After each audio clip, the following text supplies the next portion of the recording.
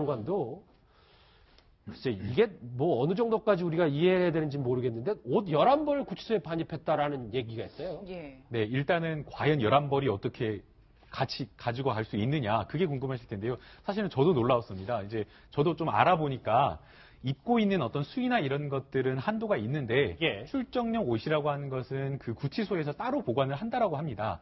그래서 그 따로 보관하는 곳에 본인이 입고자 하는 옷을 가지고 있을 수 있기 때문에 그 옷 여벌 한도나 이런 부분에 있어서는 아마 11벌까지 들어간 것으로 보입니다. 예. 그런데 이제 우리 국민의 입장에서는 사실은 이해하기 어려운 것이 사실상 보통 특검의 조사라든가 법정에 갈 때에 수의를 입고 가는 것이 당연한데도 불구하고 그럼에도 불구하고 본인이 굳이 사복을 입고 가겠다라고 한다면 적어도 한 벌 또는 두 벌 정도만 필요할 겁니다. 뭐 환절기라고 한다면 봄옷 정도만 예비 여벌로 생각하면 될 것인데 예. 그럼에도 불구하고 11벌까지 챙겼다라는 것. 저는 이 이야기를 들으면서 조윤선 전 장관이 청문회 과정에서 본인의 어떤 생활이나 이런 것이 뭐 한 5억 원가량에 달한다라고 했었는데 구치소 안에서도 본인의 어떤 그런 생활을 좀 유지하고자 하는 것은 아닌지 사실 그런 생각이 좀 들어서 국민들이 이 모습을 보면서 얼마나 더 비판을 하게 될지 그런 부분에 있어서 정말 안타까운 마음이 들었습니다. 예, 이현주 의원님 네. 실제로 조 전 장관이 구치소 내에서 식료품과 생활용품을 구입하는데 영치금 113만 원을 썼다고 하는데 저게 네. 가능한 일인가요?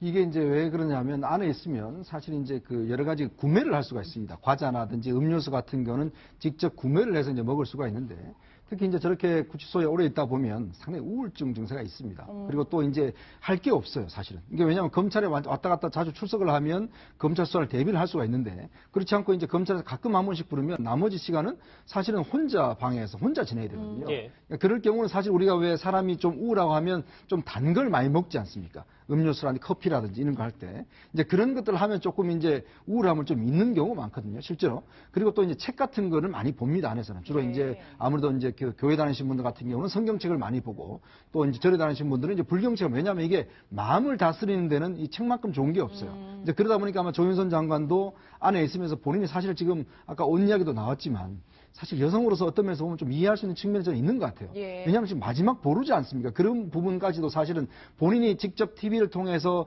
모든 사람 앞에 자신의 모습이 노출되는데 그것마저도 수의를 입고 가는 것 자체는 본인 스스로도 용납할 수가 없는 뭐 것이죠. 이건 그런 부분도 있죠. 네, 그런 측면은 저는 좀 이해할 측면이 있다고 보고 또 안에서 있다 보면 굉장히 그런 어떤 그 개인의 어떤 심리적 상태가 안 좋기 때문에 이런 것을 통해서라도 좀 극복해 보겠다 한 그런 취지에 저는 아마 이렇게 구매량이 좀 많은 것이 아닌가 이렇게 좀 추정을 해봅니다. 옷 11벌, 옷 11벌. 근데 조윤선 전 장관과 함께 김남국 변호사. 네.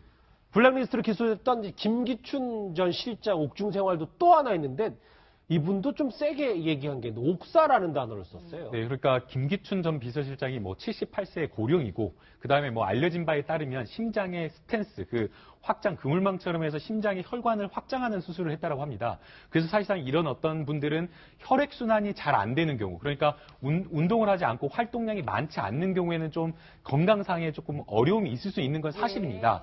그런데 이제 지금 이제 김기춘 전 비서실장이 측근에게까지 뭔가 이런 어떤 본인이 옥사할 수 있다라는 정도의 굉장히 센 발언을 했다라고 하는 것은 아마도 제 생각에는 보석 신청을 좀 염두에 둔 발언이 아닌가라는 생각이 듭니다. 실제 김기춘 전 비서실장 같은 경우에는 본인이 할 수 있는 어떤 법률적인 절차는 다 했습니다. 구속영장 발부가 됐을 때 구속영장 영장실질 심사를 할 때에도 특검에서 지금 수사를 하고 있는 것이 특검법에서 수사를 한 어떤 수사 대상의 범위를 벗어난 것이다 라고 하면서 또 법적 절차를 밟은 사실이 있기 때문에 아마도 보석이나 이런 것들이 허가가 되지 않을 가능성이 매우 높음에도 불구하고 본인은 이 기소 전에, 그러니까 공판기일, 첫 번째 공판기일 전에 보석 허가 신청을 조금 해보려는 어떤 그런 포석으로 본인의 어떤 건강 상태를 외부로 조금 알리고자 하는 노력을 지금 하고 있는 것으로 보입니다. 그렇군요. 그런 면도 있겠지만 김기춘 실장은 그 상당히 엘리트 코스를 밟아온 인물이고 또 어쨌든 그런 어떤 그 자신의 어떤 그 이념적 정체성에 있어서 자기 확신이 상당히 높은 인물입니다. 예.